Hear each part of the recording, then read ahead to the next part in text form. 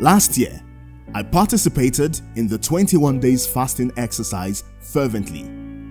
After the morning prayers, surprisingly, PG beckoned on me, held my hands and prayed with me.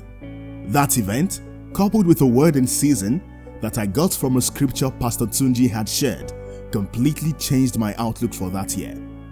Few weeks later, I met my investment target for the year despite the odds. Just after lockdown, out of the blue, my company approved an official car and a driver for me. Few months later, God moved me from being a tenant in a boys' quarter to owning a 4-bedroom house. Yes, God bought me a house. Indeed, things were happening all at once, so fast that my head was swimming.